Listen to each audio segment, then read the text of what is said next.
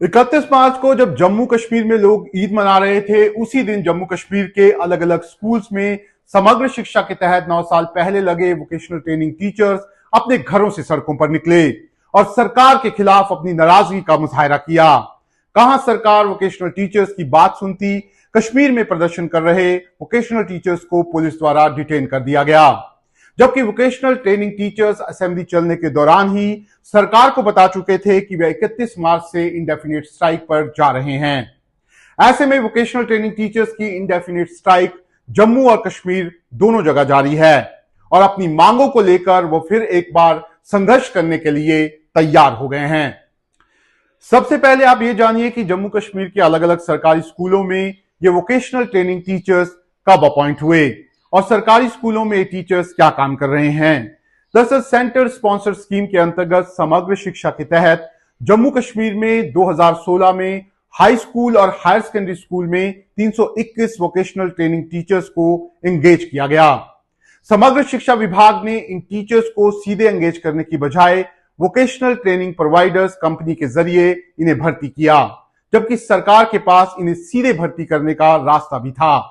इन companies का काम school की जरूरत के हिसाब से वोकेशनल ट्रेनिंग टीचर्स उपलब्ध करवाना था।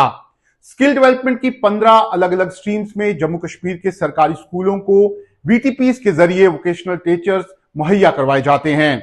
सरकार इन टीचर्स को सीधे सैलरी देने की बजाय वीटीपीज को पैसा देती है, जो आगे वोकेशनल टीचर्स को सैलरी देते हैं और उनमें से ये वीटीपीज अपनी मैनेजमेंट कॉस्ट भी निकालते हैं।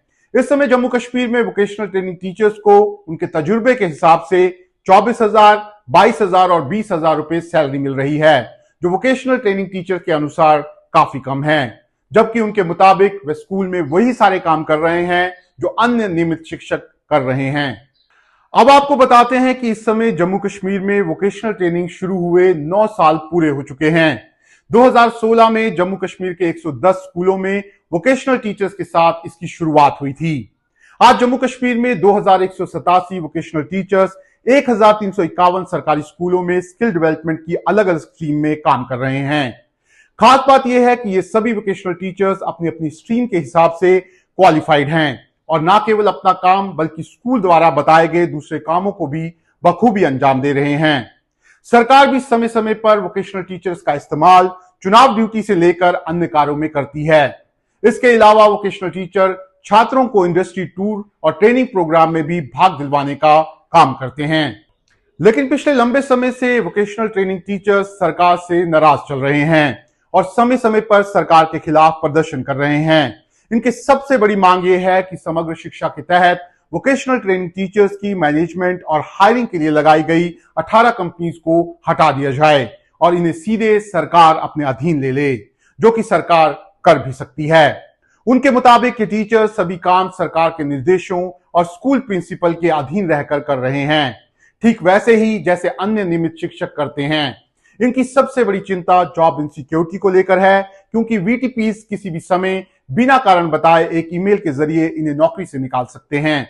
इसके अलावा ना तो इनकी सैलरी में किसी तरह का इंक्रीमेंट है और ना ही ट्रांसफर पॉलिसी जैसी कोई व्यवस्था। यही वजह है कि वे चाहते हैं कि सरकार इन कंपनियों को हटाकर उन्हें सीधे अपने अधीन ले ले। वोकेशनल टीचर्स का कहना है कि 2022 में एलजी मनोज सिन्हा ने इनकी नौकरी को लेकर पॉलिसी लाने की बात कही थी। सरकार ने एक 4 सदस्यीय कमेटी भी बनाई थी, जिसमें एसोसिएशन के एक सदस्य को भी शामिल किया गया था। इस कमेटी की बैठक में हरियाणा मॉडल पर विचार करते हुए यह सुझाव आया था कि जम्मू कश्मीर में भी वीटीपीज को हटाया जाए। वोकेशनल टीचर्स को 30,000 रुपए वेतन और हर साल 5% इंक्रीमेंट दिया जाए, लेकिन उसके बाद कोई कार्रवाई नहीं हुई। अब जब जम्मू कश्मीर में नई सरकार बन गई है तो टीचर्स को उम्मीद है कि सरकार चुनाव से पहले किए गए वादों को निभाएगी। यही वजह है कि अब vocational training teachers indefinite strike पर हैं और उमर अब्दुल्ला से उम्मीद लगाए बैठे हैं। बहरहाल हमारी कोशिश यही है कि उन आवाजों को सरकार और जनता तक पहुंचाया जाए जो लंबे समय से अपने हक की लड़ाई लड़ रहे हैं।